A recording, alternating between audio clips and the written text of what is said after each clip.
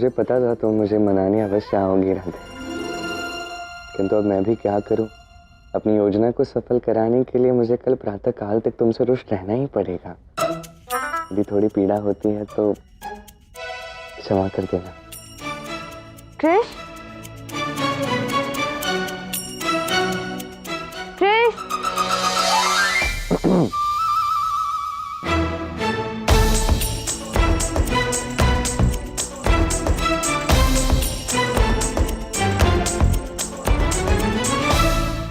कृष, जब बुलाया तब तो आई नहीं, अब आके क्या अर्थ है?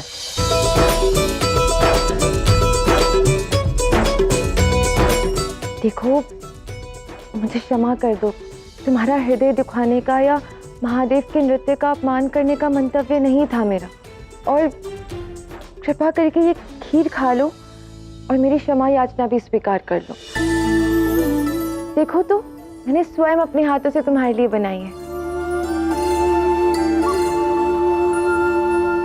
देखो।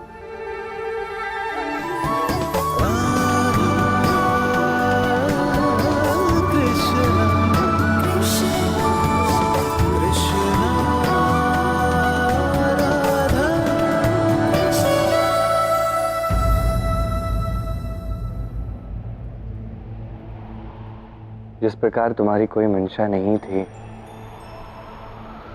महादेव का अपमान करने की, ऐसे ही मेरा मन नहीं है तुम्हारे हाथ की बनी है खीर खाने का। तुमसे और सुभद्रा से अत्यंत रुष्ट हो रहा था। मुझसे बात ही मत करो, मुझे एकांत में रहने दो। कृष्ण सुनो, कृष्ण रुको तो।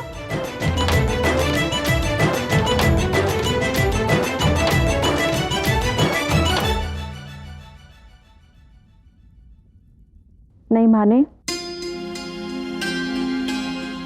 आज कृष्ण ने पहली बार मेरे हाथों से खीर खाने से मना किया है, किंतु कोई बात नहीं, मैं तब तक मनाने का प्रयास करूंगी जब तक वो मानेगा नहीं। मुझे कल तक कुछ भी करके तुम्हें आभास करवाना होगा राधा कि हमारा प्रेम कितना विशेष है। तो इसलिए ये सब नाटक मैं कर रहा हूँ कि यदि कल तक तुम्हें आभास नहीं हुआ तो बहुत बड़ा अनर्थ होगा। कुछ भी करके तुम्हें प्रसन्न मुझे करना होगा। मुझे तुम्हें कुछ अत्यंत महत्वपूर्ण बताना है। क्या हुआ है दाऊ, आप इतने भयभीत क्यों हैं? तुम्हें किसी भी स्थिति में इस अपस्मार को रोकना ही होगा कान्हा। तुम्हें ज्ञात भी नहीं है इसने क्या किया है। मैं जैसे ही उसे खोजते हुए वहां जंगल के भीतर पहुंचा, मैंने उसे रोकने का प्रयास भी किया कान्हा, किंतु मेरी शक्तियां उसकी शक्तियों के समक्ष अक्षम रही।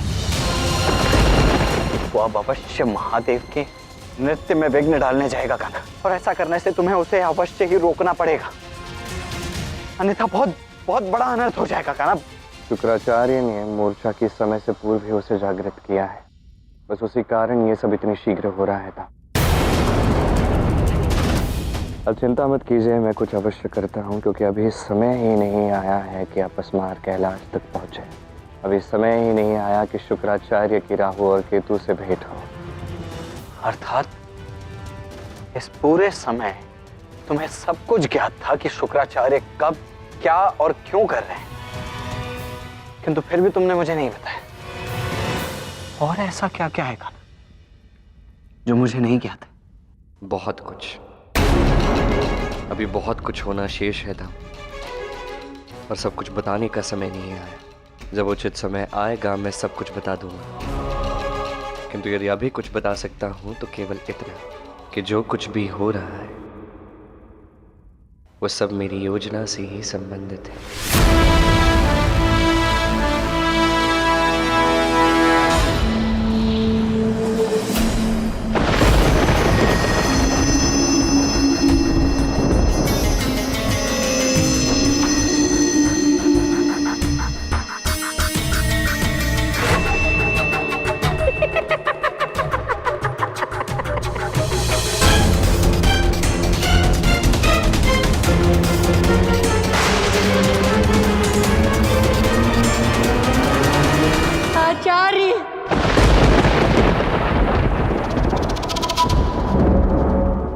अपने लक्ष्य के अत्यंत निकट हूँ और कुछ ही क्षणों में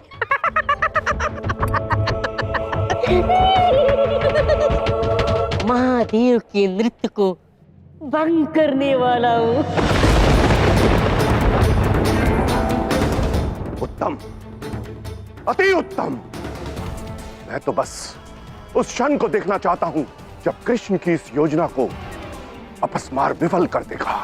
अब तुम शीघ्र जाओ और जाकर महादेव के नृत्य को भंग कर दो। जाओ। जो आज्ञा आचार्य। शीघ्र अतिशीघ्र, बस कुछ ही क्षणों में इस पूरे संसार में नकारात्मकता का वास होगा।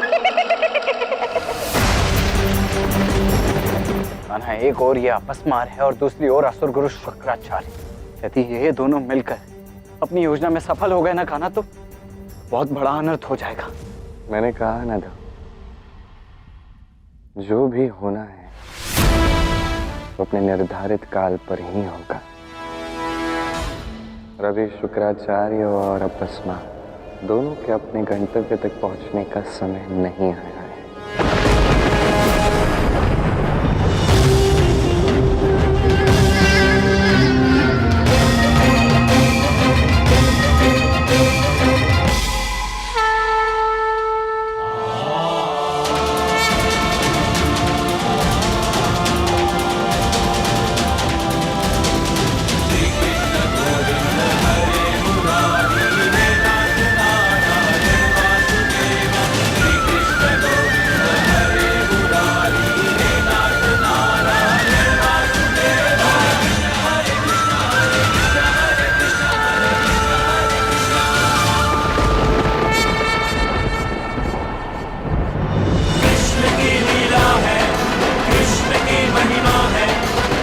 तुम क्या कर रहे हो कान्हा?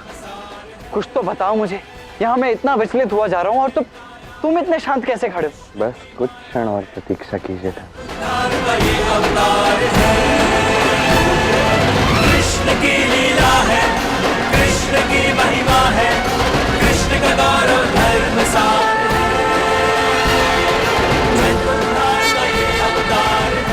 ये कैसी माया है?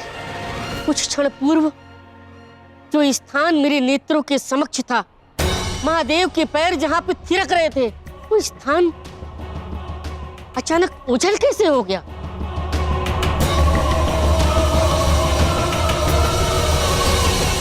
आचार्य, सहायता कीजिए आचार्य।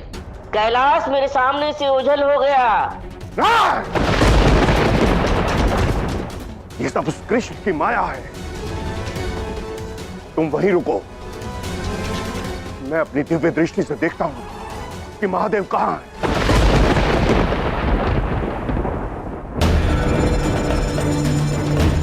शुक्राचार्य बस हमें ढूंढने ही वाले थे। अब पता नहीं हमें और कितनी प्रतीक्षा करनी होगी। केतु, तुम्हारा ध्यान व्यर्थ की बात पर है। महत्व की बात तो यह है कि इस समय कृष्ण क्यों नहीं चाहता है कि शुक्राचार्य हमें ढूंढे। किस किस का भय है इसे?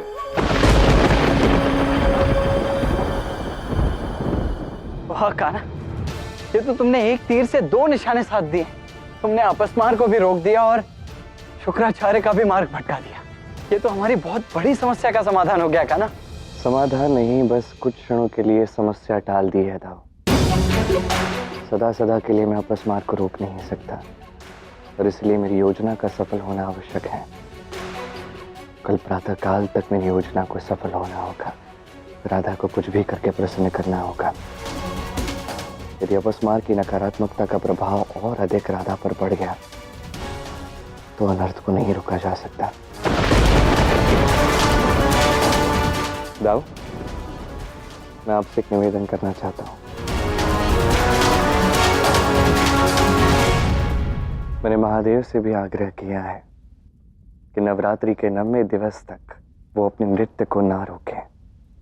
उसी में सबका हित है। देवी पार्वती वहां कैलाश में दुखी हैं। ऐसे में महादेव भी उन्हें प्रसन्न करने में सक्षम नहीं है दाऊ। मैं चाहता हूं कि आप देवी पार्वती के समक्ष जाकर उन्हें प्रसन्न करने का प्रयास करें। क्या मैं भला देवी पार्वती को कैसे प्रसन्न कर पाऊंगा कान्हा? मैं तो रेवती जी तक को प्रसन्न नहीं कर पा रहा हूँ। तो कुछ भी करके अपस्मार के इस नकारात्मकता का तोड़ा में निकालना होगा। मुझे विश्वास है आप कोई ना कोई उपाय ढूंढ लेंगे। अब मैं चलता हूँ, कल प्रातःकाल में आपसे भेंट होगी।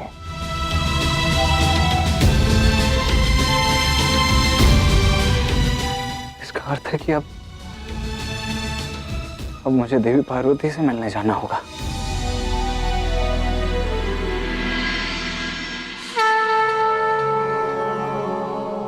हे देवी पार्वती, मैं आपका आह्वान करता हूं, कृपा करके मुझे दर्शन दीजिए।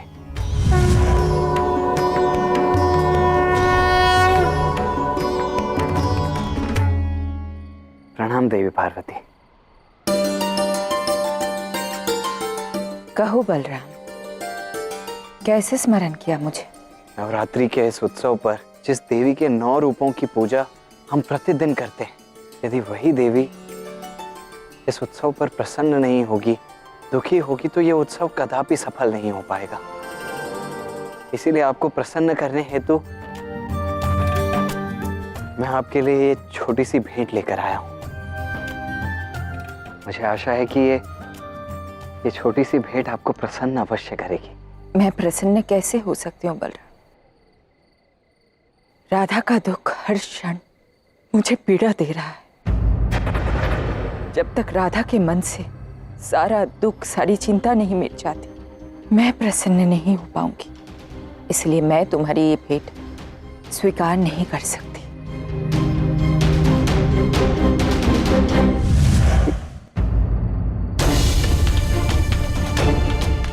ये समस्याएं तो प्रत्येक क्षण बढ़ती ही जा रही हैं।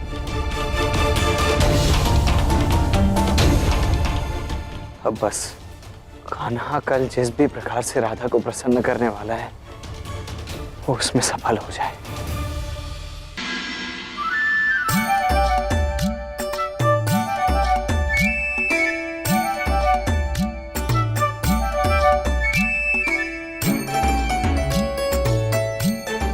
जो मैं करने जा रहा हूँ उसके लिए मुझे क्षमा करना सुभद्रा, किंतु राधा को प्रसन्न करने के लिए जो मेरी योजना है, उस योजना को सफल कराने के लिए तुम्हें भ्रम में डालना आवश्यक है।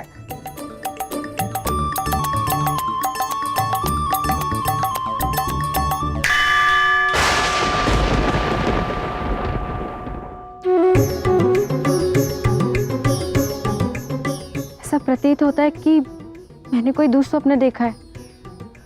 मुझे भ्रमण पर चले जाना चाहिए, मन थोड़ा शांत होगा।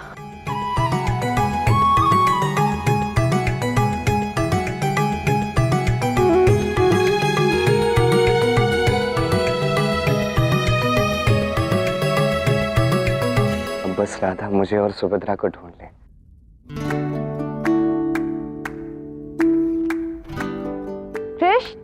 कृष्ण कहाँ हो तुम? आज मैं स्वयं तुम्हारा श्रृंगार करूंगी, फिर देखती हूँ तुम कितने अधिक समय तक रुष्ट रह पाते हो। कृष्ण। प्रणाम राधा रानी। द्वारिकाधीश तो महल में नहीं है। मैंने उन्हें सुभद्रा जी के पीछे बाहर की ओर जाते हुए देखा है। ठीक है, तुम जाओ।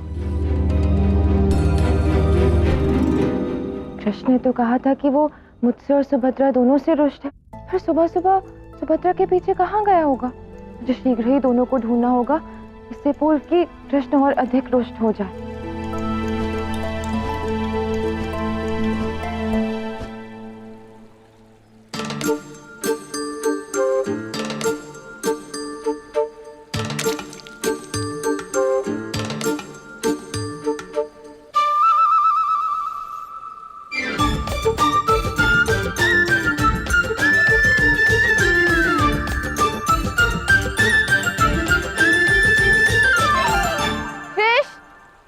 सुभद्रा,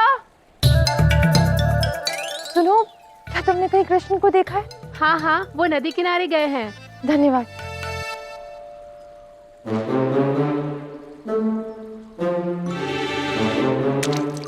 प्रतीत होता है कि आपका क्रोध अभी भी शांत नहीं हुआ है। भ्राता, मुझे ज्ञात है कि आप दुखी हैं क्योंकि मैं महादेव का नृत्य देखने नहीं आई, किंतु मैं राधा को अकेला नहीं छोड़ सकती थी। मैं द्वारिका उनसे मिलने आई हूँ ना। भ्राता, आप मान भी जाइए ना। देखो सुभद्रा, मैं तुमसे अब भी वही कहूंगा जो कल मैंने राधा से कहा है। अपना अपमान सह सकता हूं मैं, किंतु मेरे आराध्य का अपमान मैं नहीं सह सकता। वो आनंद तांडव कर रहे हैं किस लिए? इस संसार के हर एक व्यक्ति को प्रसन्न करने के लिए। उनका मान रखना चाहिए ना। देखो, मैं अब भी तुमसे कह रहा हूँ, तुम अब भी चलो महादेव का आनंद तांडव देखो। बड़ी प्रसन्नता होगी, सभी बड़े प्रसन्न हो रहे हैं देख के। तुम आ जाओगी ना, राधा अपने आप चली आएगी। नहीं आई तो उसे थोड़ा मना लेना। राधा, आप ऐसा कर क्यों रहे हैं? राधा कोई हट नहीं कर रही। ना ही वो महादेव का अपमान करना चाहती है, ना ही वो आपको दुखी करना चाहती हैं। अब उनका मन नृत्य देखने में नहीं लग रहा और वो चाहती है कि वो नवरात्रि की तैयारी मेरे साथ मिलकर करे, तो इसमें समस्या क्या है? यही तो बात है, तुम्हें समझ ही नहीं आ रहा कि समस्या क्या है। छोड़ो, मैं भी कब तक समझाऊंगा। मुझे तुमसे कोई बात ही नहीं करनी है। मुझे एकांत में छोड़ो, मुझे एकांत में छोड़ दो। बस एकांत में रहना चाहता हूं मैं।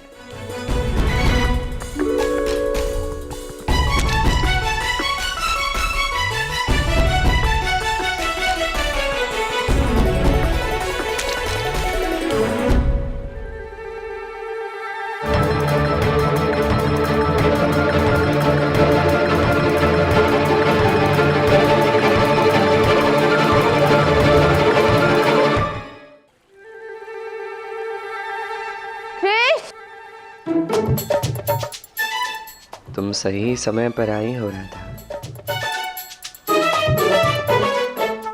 क्योंकि अब यहाँ जो होने वाला है उसे तुम्हें ही संभालना है। कृष!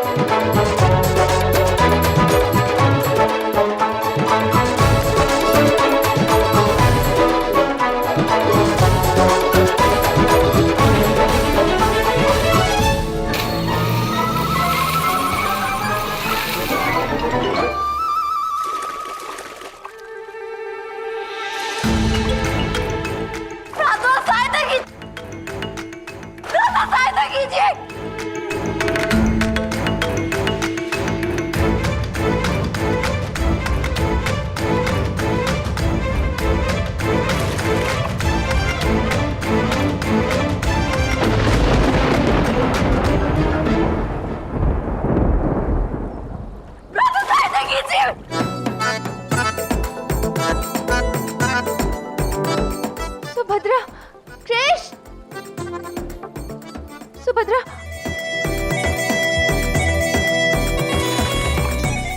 सुभद्रा! सुभद्रा, ये क्या हो गया?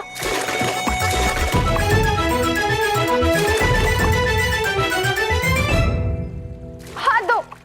सुभद्रा, इधर आओ।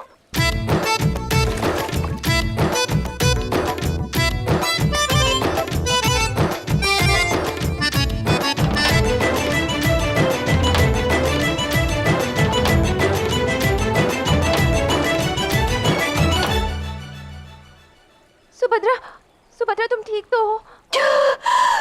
संभालो। कृष्ण ऐसा कैसे कर सकता है? कैसे इस दशा में छोड़कर चला गया तुम्हें? तो इस बात का स्पष्टीकरण देना ही होगा। तुम्हें इसका उत्तर शीघ्र ही प्राप्त होगा राधे। तुम्हें मेरा, तुम्हारा और सुभद्रा का संबंध शीघ्र ही ज्ञात हो जाएगा।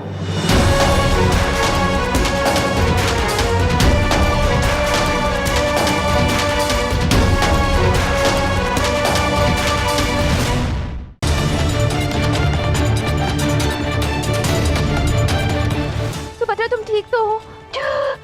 कृष्ण ऐसा कैसे कर सकता है?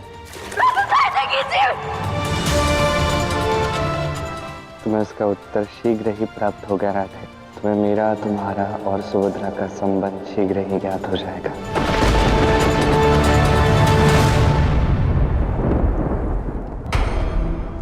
कृष्ण, तुमने अपस्मार को महादेव तक पहुंचने से रोकने के लिए जो माया रची है, उसका तोड़ मैं निकाल कर रहूंगा। सभी स्त्रियों को महाभाव का आभास करवाने के लिए पुरुषों को महापुरुष बनाने की तुम्हारी योजना कभी सफल नहीं होने दूंगा, कदापि नहीं।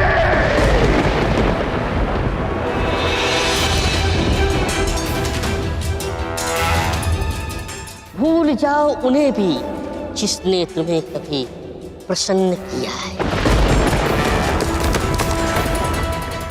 पिताश्री की इन सबको प्रसन्न करने की योजना पूर्णतः व्यर्थ हो चुकी है, क्योंकि इन्हें प्रसन्न करने का कोई उपाय है ही नहीं। अपस्मार की नकारात्मकता का प्रभाव राधा पर पड़ना आरंभ हो चुका है, क्योंकि वही सबसे अधिक संवेदनशील है। जब तक राधा के मन से सारा दुख, सारी चिंता नहीं मिट जाती, मैं प्रसन्न नहीं हो पाऊंगी। बस यही आशा है कि ये बुरा काल जो सबको इतनी अधिक पीड़ा दे रहा है वो शीघ्र टल जाए बस। और महादेव का नृत्य नवरात्रि के 9वें दिवस तक बस ऐसे ही सफलतापूर्वक चलता रहे, जिससे कि सब कुछ पुनः ठीक हो सके।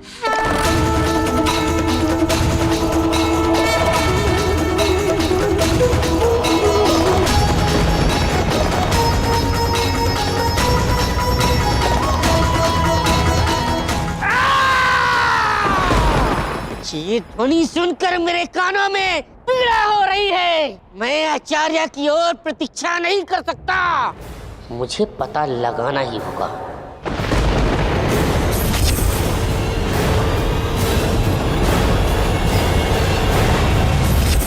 कृष्ण, तुम्हारी ये माया कितनी ही क्यों न शक्तिशाली हो, मुझे अधिक समय तक नहीं रोक सकती। महादेव के इस नृत्य को मैं भंग करके ही रहूंगा। कृष्ण, कृष्ण कहाँ हो तुम? शीघ्र सामने आओ। भ्राता, आज तो कृष्ण को उत्तर देना ही होगा। कैसे उसने तुम्हारी सहायता नहीं की जब तुम्हें सहायता की इतनी आवश्यकता थी? मुझे भी यकीन नहीं हो रहा कि भ्राता मेरे साथ ऐसा कैसे कर सकते हैं। राधे,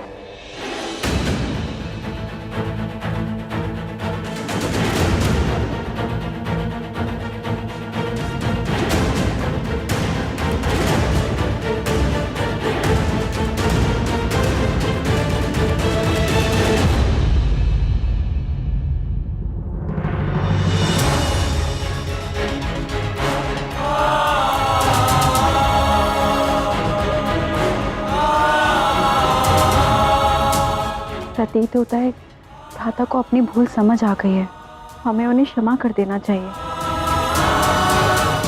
क्षमा तो तब मिलेगी ना जब कारण बताएगा इसने ऐसा क्यों किया, क्यों तुम्हें नदी में डूबने दिया उसने।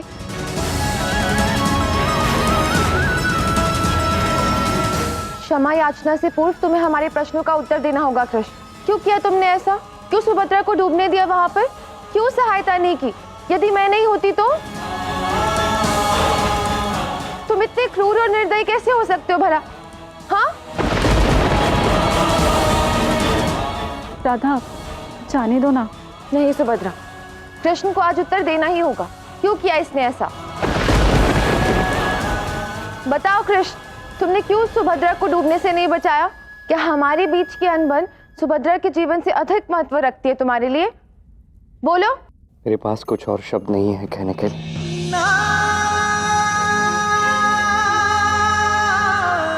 मैं बस इतना कह सकता हूँ कि जो भी मैंने किया है वो 100% अनुचित है। मैं इस कृत्य के लिए मैं आप दोनों से क्षमा मांगता हूँ,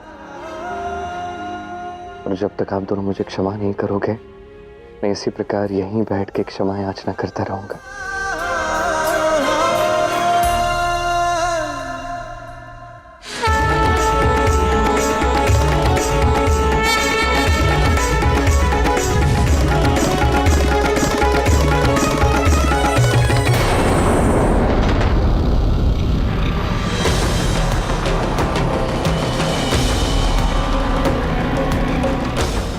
दिव्य प्रकाश कैसा है?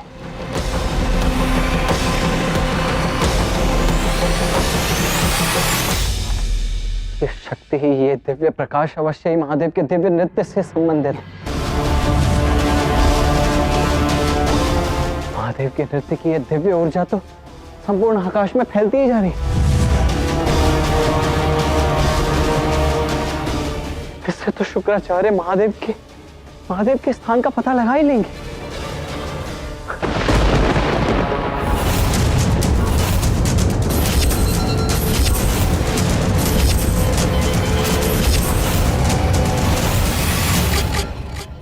कृष्ण, महादेव के नृत्य की ऊर्जा को तुम्हारी माया अब अधिक समय तक नहीं छुपा पाएगी। मैं इसी ऊर्जा के उद्गम पर अपना ध्यान केंद्रित करके महादेव को ढूंढ निकालूंगा। अब सज हो जाओ अपस्मार, तुम शीघ्र ही महादेव तक पहुंचने वाले हो।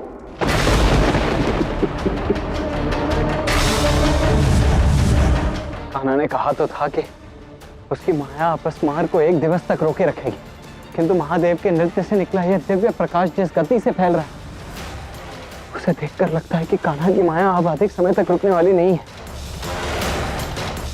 कुछ करो कान्हा, राधा को शीघ्र अतिशीघ्र प्रसन्न करो, अन्यथा यदि शुक्राचार्य ने महादेव के स्थान का पता लगा लिया तो बहुत बड़ा अनर्थ हो जाएगा।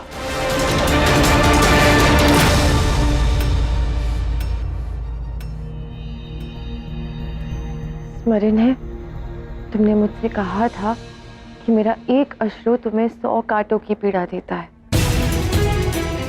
तो इतना भी नहीं समझते कि तुम्हारा एक अश्रु मुझे भी तो वही पीड़ा देता है ना कृष्ण। मैंने तुम्हें क्षमा किया।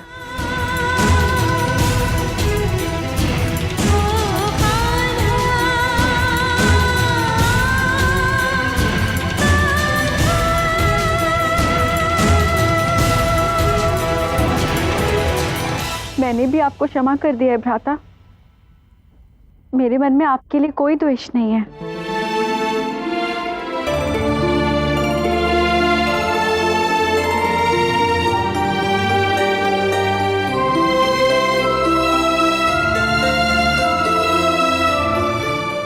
यही तो है एक स्त्री की महानता, स्त्रीवाची भाव, किसी को क्षमा कर देने का।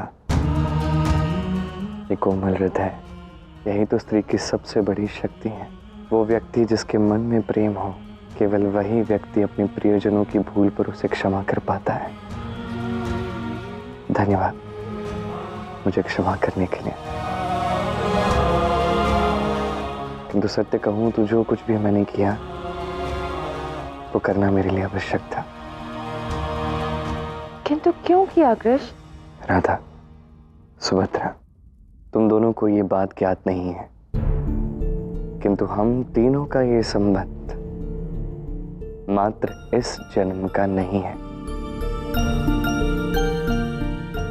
इससे पूर्व किसी जन्म में सुभद्रा ने एक अत्यंत महत्वपूर्ण भूमिका निभाई है हम दोनों को साथ लाने में।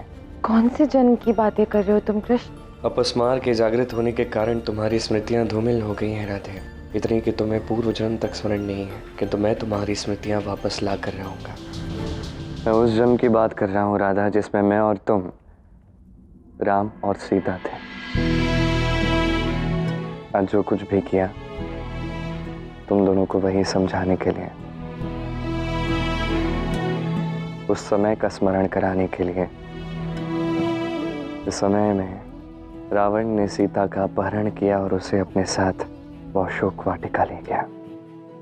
ओम नमः शिवाय, ओम नमः शिवाय। हे महादेव, आज युद्ध का बहुत ही महत्वपूर्ण चरण है। मैं आपसे प्रार्थना करती हूँ कि आप अपना आशीर्वाद श्री राम, लक्ष्मण, हनुमान और उनकी समस्त सेना के साथ बनाए रखें।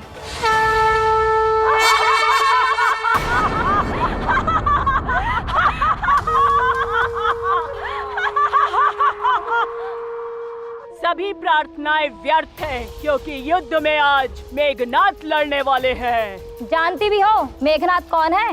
वे एक ऐसे योद्धा है जो आज तक किसी से भी नहीं हारे।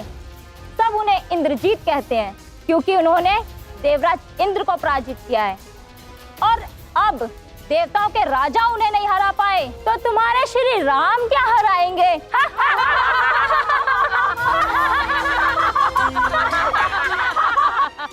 मेघनाथ तो राम को एक क्षण में पराजित कर देंगे और सब मेघनाथ की जय जयकार करेंगे। मेघनाथ की जय, मेघनाथ की जय, लंकापति रावण की जय।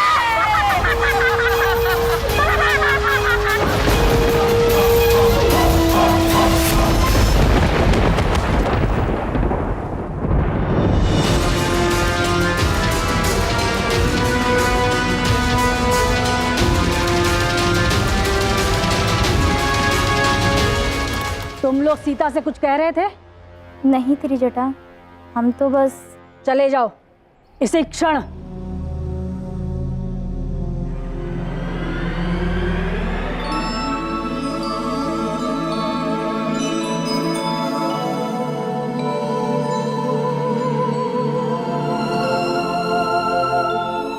क्षमा करना, इन्होंने आपकी पूजा में विघ्न डाला, परंतु आप चिंता मत कीजिए। युद्ध में विजय रावण की नहीं, श्री राम की ही होगी। धन्यवाद ये कहने के लिए। आप नहीं जानती कि आपने ये कहकर उस पर कितना बड़ा उपकार किया है।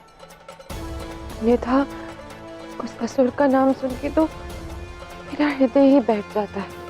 आप इन लोगों की बातों पर ध्यान मत दीजिए। मैं यहाँ पर हूँ ना, मैं सुनिश्चित करूँगी कि तुम्हारी पूजा में कोई विघ्न न डालने पाए।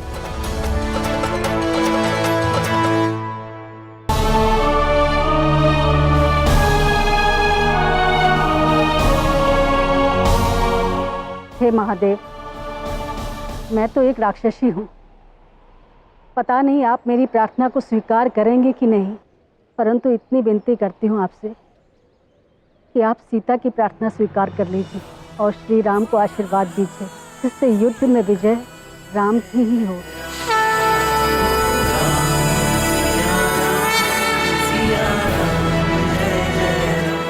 ऐसा प्रतीत होता है जैसे लंका में बस आप ही दयालु हैं। जब से रावण ने मुझे बंदी बनाया अशोक वाटिका में, तब से आपने मेरा कितना ध्यान रखा है। आपको भले ही सब लोग यहाँ राक्षसी के रूप में देखते होंगे, किंतु मेरे लिए तो आप देवी त्रिजटा हैं। आप जैसी देवी ने मुझ जैसी राक्षसी को देवी कहा, मैं तो धन्य हो गई।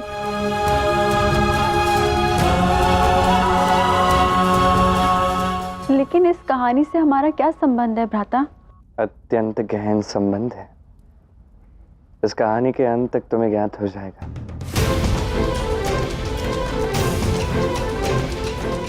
अब सीता और त्रिजटा दोनों के विश्वास का परीक्षण हुआ। दोनों को विश्वास था कि श्री राम की ही विजय होगी, और फिर एक ऐसी सूचना सीता को मिली जिससे वो अत्यंत अचंभित हो गई। सूर्यास्त होके इतना समय हो गया है और अभी तक युद्ध समाप्ति की कोई सूचना नहीं मिली।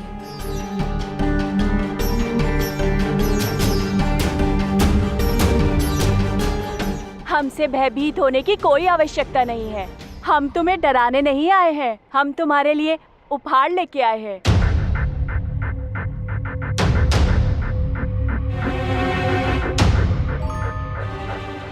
ये श्री राम ने भेजा है मेरे लिए। कब लेने आ रहे हैं वो मुझे?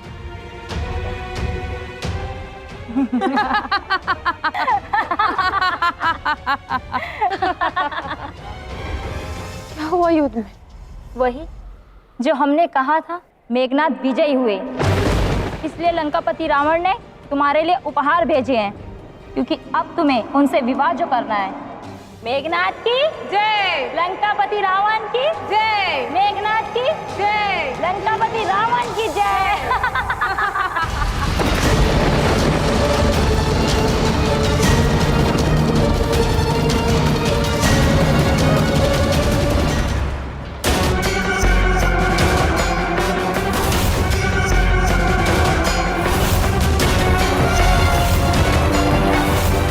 बस मुझे कुछ ही समय में ज्ञात हो जाएगा कि महादेव कहाँ हैं। उसके पश्चात अपस्मार महादेव के नृत्य को भंग कर देगा।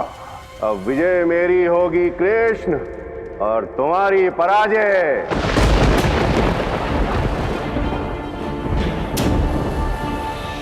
प्रतीत होता है महादेव के नृत्य से निकली ये दिव्य ऊर्जा किसी भी क्षण कान्हा की माया को तोड़ी देगी। अब क्या करूं मैं? मेरी तो कुछ समझ में ही नहीं आ रहा है।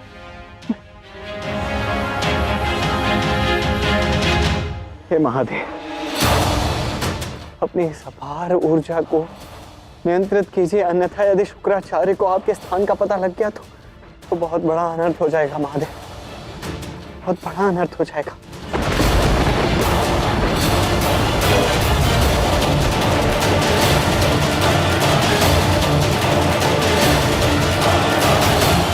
कदाचित महादेव तक मेरी प्रार्थना पहुंच ही नहीं रही। अब मैं क्या करूं?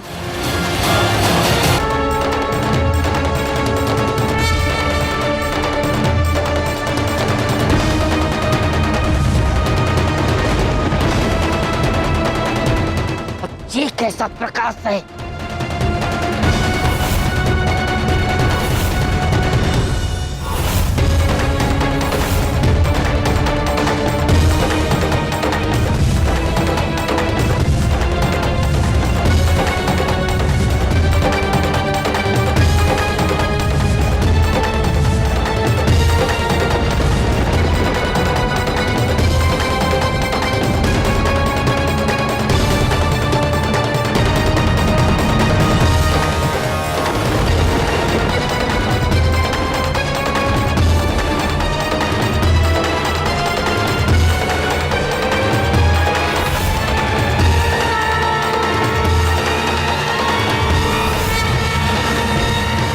महादेव की ऊर्जा ने कृष्ण की माया को तोड़ दिया है। अब आगे बढ़ो अपस्मार। बस 2 योजन उत्तर पूर्व दिशा की ओर तुम्हें जाना है। महादेव वहीं है। जो आज्ञा आचार्य।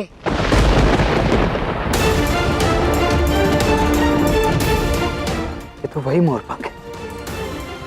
इसी मोरपंख से तो कान्हा ने माया रची थी अपस्मार को रोकने की।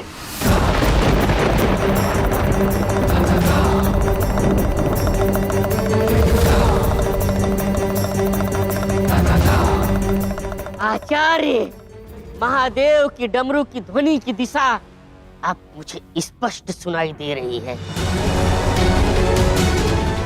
अब तो कृष्ण की योजना का अंत बिल्कुल निकट है आचार्य। यदि ये यहाँ आ चुका है, इसका अर्थ ये है कि कान्हा की माया टूट चुकी।